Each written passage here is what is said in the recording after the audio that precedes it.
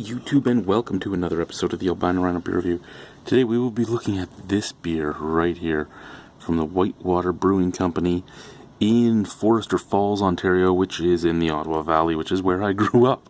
So they actually have two beers out at the beer store. They have this and they have Farmer's Daughter.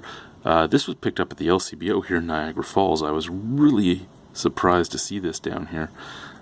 Here is the label.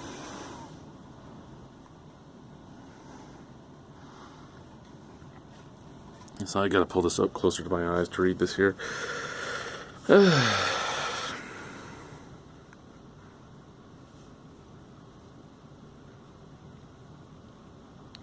Brewed by friends for friends. Find out more at whitewaterbeer.ca. What else do we have on here? It's water, malted barley, hops, and yeast. Ottawa Valley, Ontario. Class 5. So this is Whitewater Class 5 IPA. 72 IBUs and 5.5 ABV. So that's a pretty high IBU to ABV ratio. We're going to drink it in the Worthington's White Shield glass because I want to. And you can see my little ivy over there that I've grown from a little tiny seedling so far. Been transplanted 3 times. It's my basement air purifier. I started putting plants around the house, guys. I started putting plants around the house. I'm like, you know what? I want to clean my air. So I gotta... Oh, and then I also was like, you know what else? I want a plant that does something more than just clean my air. So I bought an aloe vera plant as well, you know, and since I'm albino and the sun hurts me, an aloe vera plant might not last all that long, because she might be broken apart for some insides.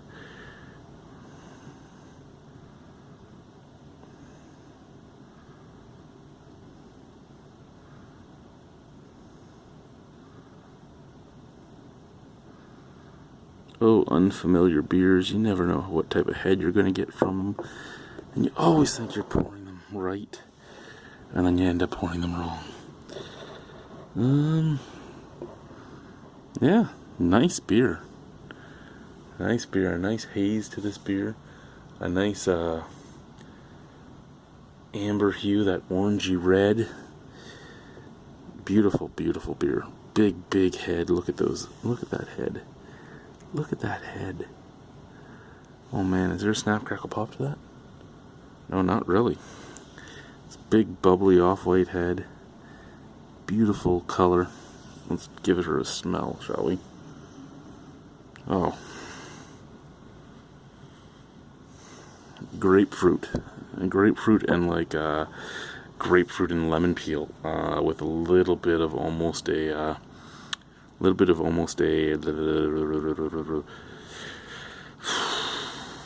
cloying bitterness in the back end. I'd say Centennial and Cascade.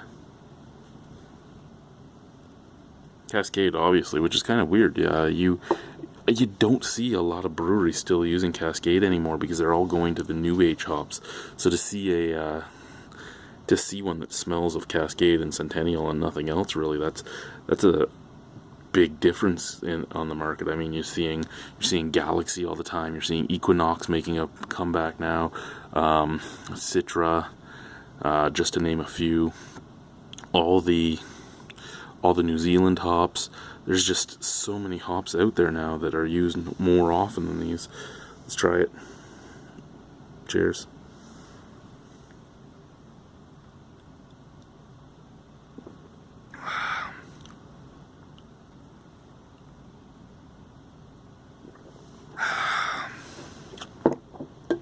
Alrighty, you know what?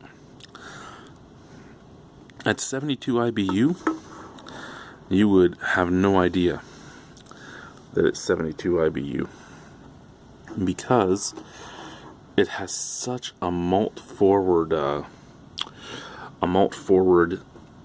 flavor right at the beginning that it kind of hides the bitterness at the end.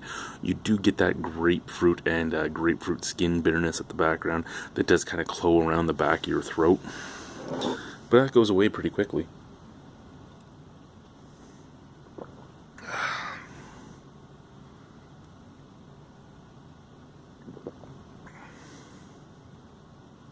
Yeah.